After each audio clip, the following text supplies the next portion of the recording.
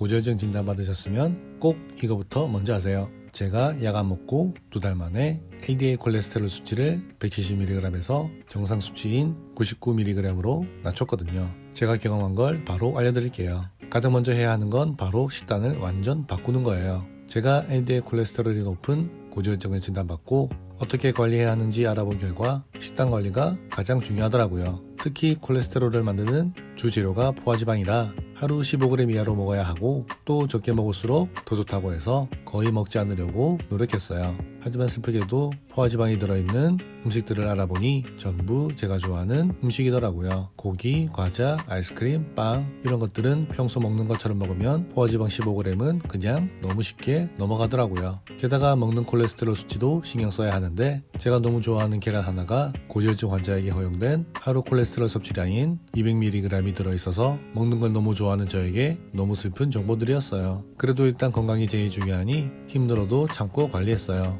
사실 약을 먹으면 좀 더 쉽게 관리할 수 있었지만 평생 약을 먹어야 하는 게 너무 부담되고 또 부작용도 있을 수 있다고 하니 솔직히 걱정이 좀 됐거든요. 그래서 약을 먹지 않고 한번 관리해보기로 마음먹었고 그래서 가장 중요한 식단 관리를 여러 유혹들을 참아가며 열심히 관리할 수 있었어요. 그리고 제가 약 먹지 않고 관리해야겠다고 마음을 먹은 또 하나의 이유가 바로 진단받기 전까지의 제 생활 습관이 좋지 않았다는 거였어요. 이게 여태 좋지 않았던 습관들이 개선되면 오히려 좋아질 가능성이 더 높아지더라고요. 그래서 약 없이 해야겠다고 마음먹었고 그렇게 마음먹었으니 할 수 있는 최선을 다해야 해서 운동과 체중 조절까지 같이 진행했어요. 운동과 체중 관리도 많지는 않지만 LDL 콜레스테롤 수치를 낮추는데 도움을 준다고 해서 안 할 수 없었어요.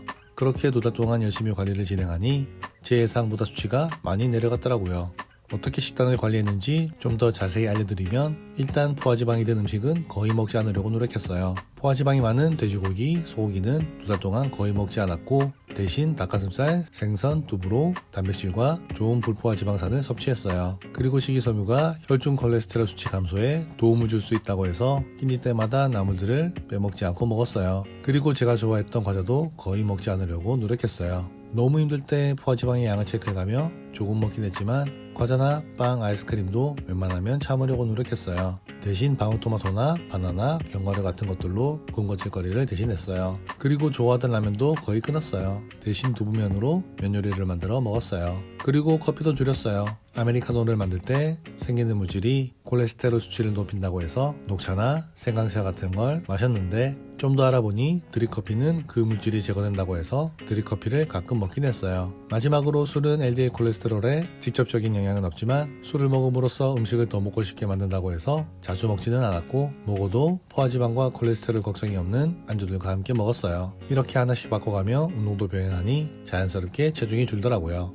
이렇게 관리했는데 왜 운동과 체중 조절보다 식단을 강조하고 중요하게 생각하는지는 당연히 수치적으로 밝혀진 내용들 때문이었어요. 하지만 그럼에도 식단뿐만 아니라 운동과 체중 조절을 제가 같이 한 이유는 미미하지만 조금이라도 효과를 더 얻기 위함도 있었지만 LDL 콜레스테롤이 높은 사람은 심혈관 질환 가능성이 높아 무조건 운동을 해야 하기 때문이었어요. 그러니 실질적인 수치는 식단 조절이 가장 큰 영향을 주니 꼭 식단을 먼저 관리하시기를 바랄게요. 그리고 식단의 중요성은 다음 재검사를 위한 기간 동안 경험만 봐도 있으니 이 부분은 다음 영상에서 또 자세히 알려드릴게요. 그럼 영상 시청해주셔서 감사합니다.